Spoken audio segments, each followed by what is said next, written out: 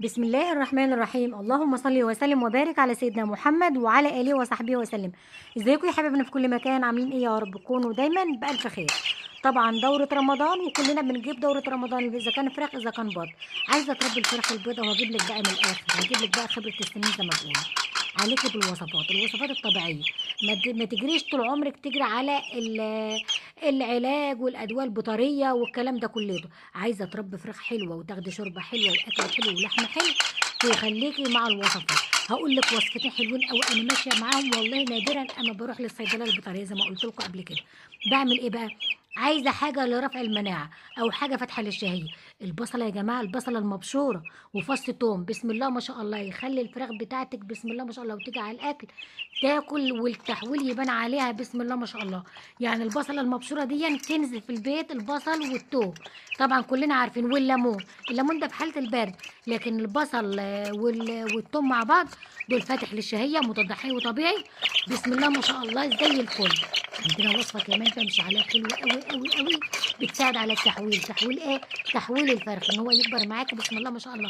طبعا الفرخ ده يا جماعه عمر اسبوع، ما يجيش اسبوع كمان والله، يعني تقريبا 5 ايام، 5 ايام بالظبط. ان شاء الله في الفيديو اللي جاي هوزن لكم واوريكم الاوزان، مش هتصدقوا والله بجد. خليكي ماشيه بالوصفات والخلطات، بسم الله ما شاء الله، هتخلي الفراخ بتاعتك ما شاء الله. تربيه الشتاء، اللي كل اللي بخاف من تربيه الشتاء، تربيه الشتاء حلوه قوي يا جماعه، بس نهتم بالدفا ونهتم بالمكان ونهتم ان يكون المكان نظيف ومش رطب تحت الفراخ.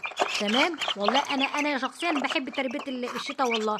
هي بتبقى حساسه، عايزه دفا وعايزه مكان وعايزه شويه حاجات كده، بس برضو والله بتبقى حلوه وفراخها بتبقى بسم الله ما شاء الله اللهم بارك. عندنا الوصفه التانيه بقى والمهمه قوي قوي قوي. عندك تجيبي كيلو علف، ده بقى يساعد على التحويل بتاع الفرخ، التحويل يعني ياكل ويبان عليه. تعمل ايه بقى؟ تجيبي كيلو علف، تحط عليه معلقتين زبادي، معلقتين عسل اسمر، معلقتين خميره فوريه، معلقتين كركم، معلقتين حبه البركه، معلقتين حلبه مطحونه. تمام. وتقلبي كل الكلام ده في بعضه بسم الله ما شاء الله، يعني بجد هتاخدي نتيجه هايله هايله. العسل فاتح للشهيه بسم الله ما شاء الله. الخميره بتنشط البكتيريا في امعاء الفرخ، وبتخليه ياكل ما شاء الله، وتبقى عمليه الهضم بتاعته سريعه، ياكل، وبالتالي لما بياكل اكتر اكيد هيبان عليه الاكل ويديكي نتيجه تحويل عاليه قوي. تمام تمام. عندك برضو الزبادي حلوه قوي، يعني الزبادي انا قلت لكم يا جماعه الحاجات اللي احنا ممكن نستخدمها وبتفيدنا، بتفيد الفراخ عندنا يعني ما شاء الله. الوصفتين دول انا بشتغل عليهم بسم الله ما شاء الله، حاجه خطيره خطيره بجد.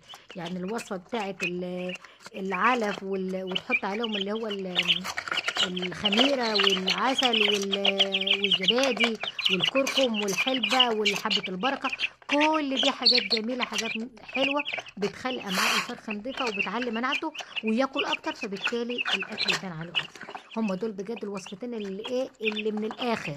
هتسمعي فيديوهات كتير، هتشوفي فيديوهات كتير، هو ده من الاخر بجد. طبعا بتمنى الفيديو يعجبكم والمعلومات اللي احنا قلناها النهارده تعجبكم، واللي يعجبه الفيديو ما ينساش اللايك واشتراك في القناه. واي حد عنده استفسار في اي حاجه تخص الطيور انا تحت امركم، وان شاء الله اشوفكم على الف خير، فيديوهات جديده ووصفات جديده مع ام احمد. لسه كمان وصفات برضو مهمه هنقولها ان شاء الله في الفيديوهات اللي جايه. احنا مش هنقول كل الوصفات، بس انا بقول لكم النهارده اهم وصفتين انا بستخدمهم وبجيبوا معايا نتيجه. تمام تمام. طبعا نزلت لكم الفيديو بتاع العلف، بتاع بديل العلاج البيطري، بدل ما تروحي تجري على الصيدليه، وطبعا العلاج البيطري بقى غالي جدا وبقى مكلف كمان.